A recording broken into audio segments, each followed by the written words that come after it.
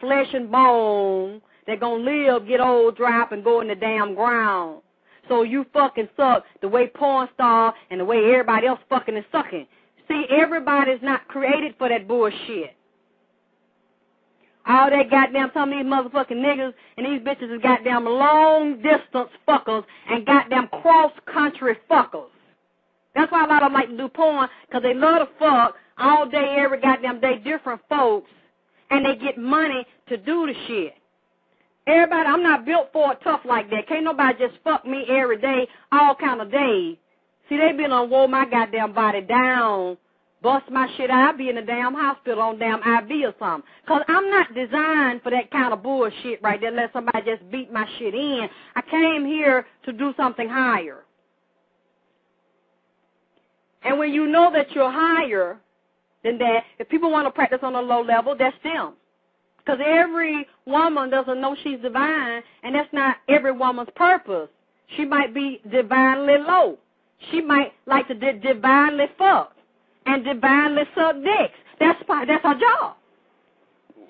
That's what she agreed to. And that's all she want to do.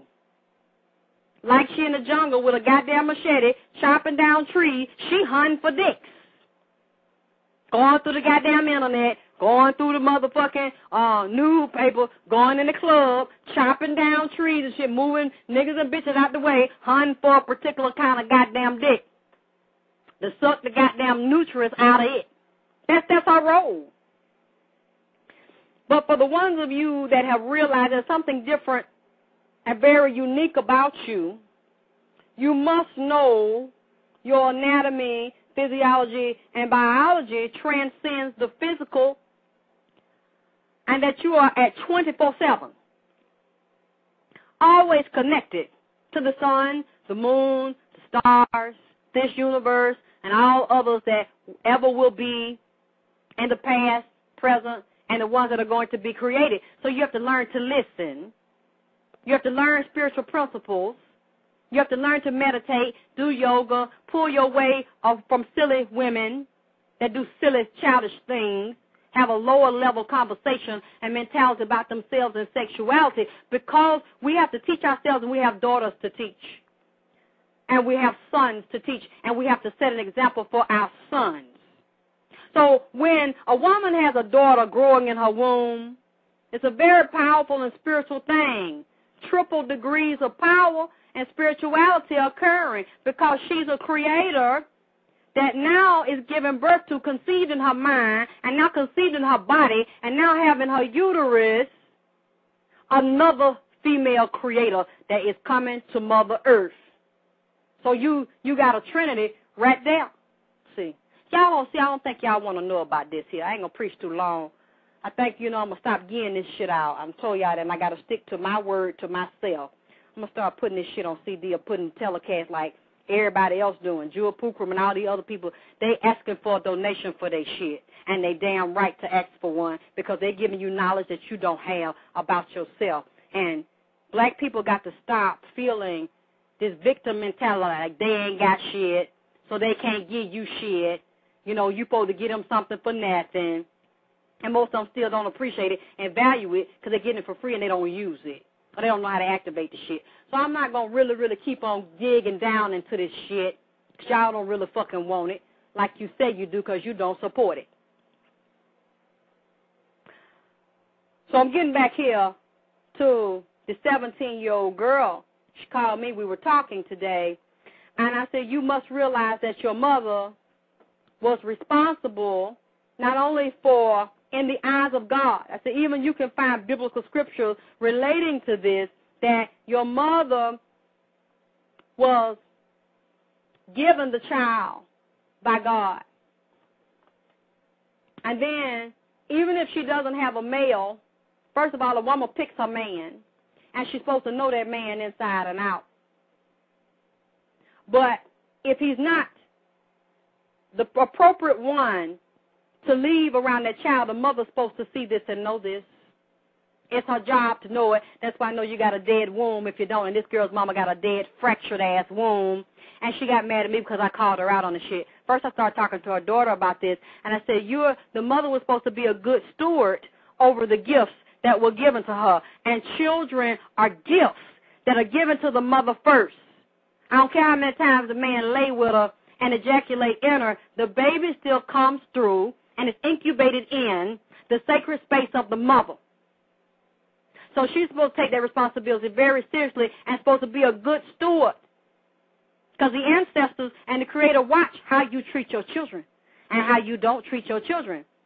And you can actually get blessings or curses for the way you treat your children or the way you don't treat your children or the way you allow other people to treat your children. Because even under law, under man's law, white folks' law, you are responsible for whatever your child does, and you're responsible for your child until they get a certain age. I know here in Georgia, once a child, I think is 17, they're legally responsible for their own sins. Sins, transgressions also mean breaking the law. I'm not responsible for that because my son used to get in trouble. Well, bad as hell, stay in the shit. And no matter how I felt about it, I always be there to bail my son out.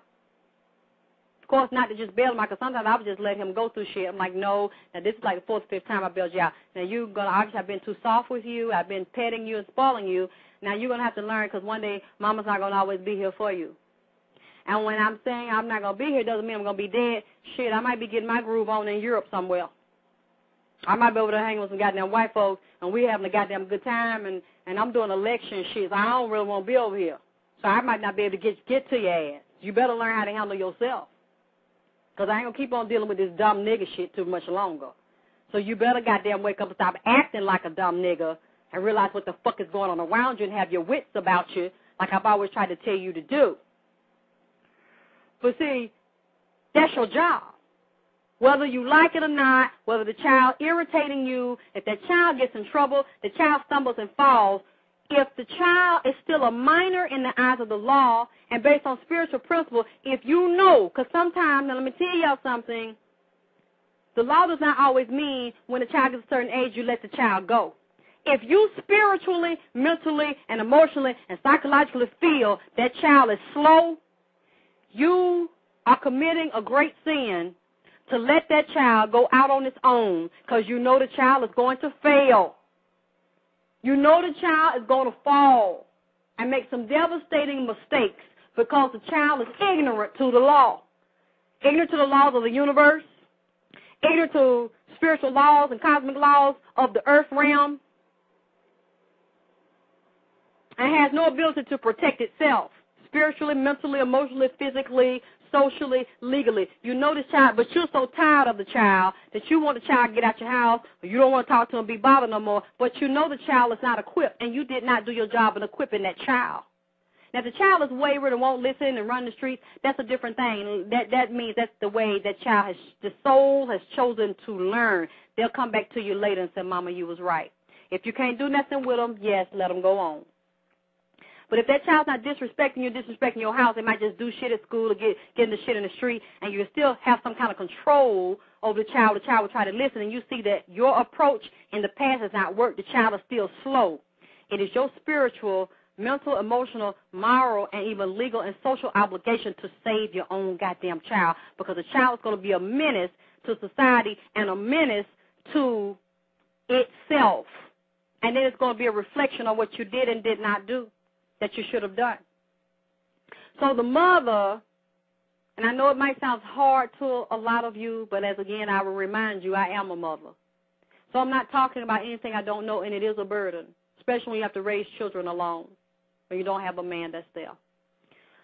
However, ignorance of the law is no excuse, and we still suffer because we don't know, and we refuse to find out, and nobody wants to hear no pity party, and nobody wants to hear no goddamn excuses, because if a mother, and this has happened, and I'm sure a lot of you know, you read the news, you will find out, if a mother has a boyfriend or a husband in the house that rapes and beats the child, the mother does not do anything, the mother is going to be criminally charged along with the man that actually committed the crime against the child. The mother is not excused.